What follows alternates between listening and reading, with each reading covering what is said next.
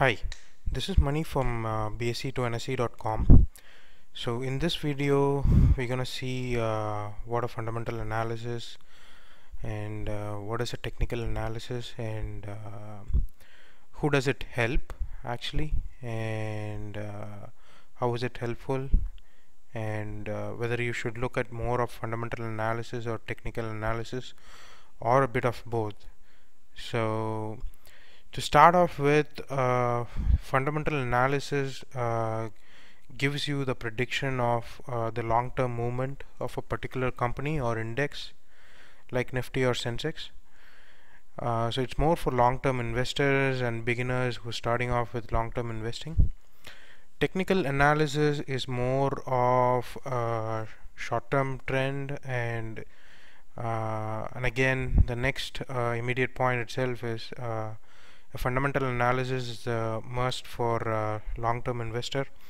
Technical analysis is must for a trader. Although it helps vice versa also. I mean, learning technical analysis, a long-term investor can find the right time to enter a particular company or at a lower entry so that his cost is reduced. And similarly, a trader can also form long-term trading strategies based on the movement he is expecting out of an index or a stock. So actually it does help vice versa also, and learning both makes you complete whether you want to become an investor or trader separately. So I'll say that upfront in this video. And fundamental analysis will involve looking at the earnings of a company or earnings of the index, the net profit margin, going through the balance sheet of the company, seeing how strong their numbers are, the cash flow, where is the company investing, are they looking to invest in new products or advertising or marketing, and promoter holding of a company. So fundamental analysis will involve trying to look at all this and also judge the brand value of a company. So the finer details of the basis of what the company is doing and how the company is doing. So technical analysis will mostly involve actually mathematical numbers of the stock price movement or the index price movement. So Bollinger Band, EMA, stochastic, RSI, Fibonacci, they're all just mathematical numbers of the stock price. Again, the historical, based on the historical numbers that the stock price has been trading in the last few minutes or in the last few days or in the last few months. It depends how you apply them. For example, EMA, you can look at 200-day EMA, 50-day EMA, you can look at 13-day EMA. For intraday, people look at 5-minute EMA and 13-minute EMA and so on. So technical analysis again is just mathematical numbers trying to predict the trend based on the recent past movement. Fundamentals do not change based on external news. By external news, I'm saying news outside the company or news overall that's going on in the market. A good company stays a good company irrespective of an uptrend or a downtrend. So fundamental analysis does not change much, especially when you're judging a specific company. A good company is still a good company when the market is falling. And of course you can still predict market falls like 2008 recession based on fundamental analysis. For more info on that, watch my other videos on how I predict Nifty peaks, or you can buy my book. That also helps a lot for long-term investors. But on the other hand, the technical analysis or sometimes the technical analysis can point that we are currently in a bullish trend, but if there is a bad negative news coming in, like higher inflation, lower IIP, or the rate hike by RBI, it can actually defy the technical analysis. A bullish trend which is supposed to go up and if something like a news comes in that is unexpected, then that can very easily push the markets lower. So this is where traders find it very difficult, because the short-term analysis or the short-term predictions that you try to do, it can very easily get affected based on external news, or people who have insights into the insider information and stuff, who can actually defy the technicals. The next point here is, for commodities like gold, oil or silver, there's not much fundamental analysis to be done.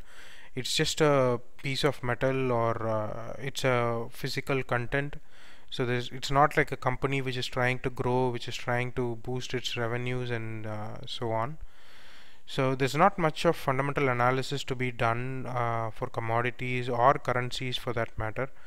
So for currencies, again commodities, most people do not look to invest long term, especially other than gold actually. But for commodity traders, the only thing that they have is the technical indicators. So which is one of the reasons I ask traders to stick to equity markets for trading mostly, because you have a bit of both fundamental analysis and technical analysis, and you can actually form some long-term trading strategies as well based on the fundamental analysis, which is relatively safer than trying to trade in commodities, which will actually you're too dependent only on the technical analysis alone. So that's where the possibility of failure is higher.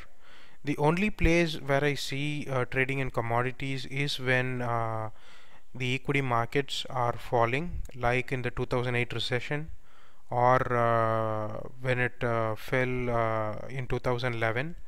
So when the markets are falling from a peak, globally investors go for safer investments. They slowly exit the equity market and they slowly pump in money into gold and FD.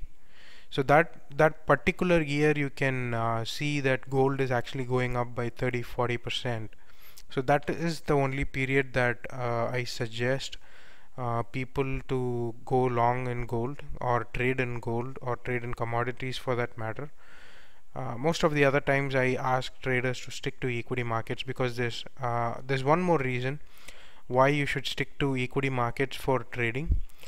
You have in derivatives both futures and options in equity market, but in commodity market there's only futures. So you're pretty much naked with your positions when you're trading in commodities. But in equities you have futures as well as options, so you can actually combine both and actually protect the downside, or limit the downside to a certain extent. So it gives you more a lot of edge to the trader to actually get into a low risk, high profitable situation. So it's better to stick to equity markets, or I personally prefer equity markets most of the time. And I think I've covered pretty much what I wanted to discuss in this video. Any questions or any queries, post in this video, and as usual I share specific strategies as private videos to Zerodha clients of mine. So if you are a beginner or a trader, already a trader, and if you're interested in my analysis, you can go log on to bse2nse.com, fill in your form of interest first in bse2nse.com, and open a Zerodha account, and I'll be sharing those videos. Subscribe to our YouTube channel to stay in touch, and more interesting videos and analysis will come from my channel. That's it for now. Thank you. Bye bye.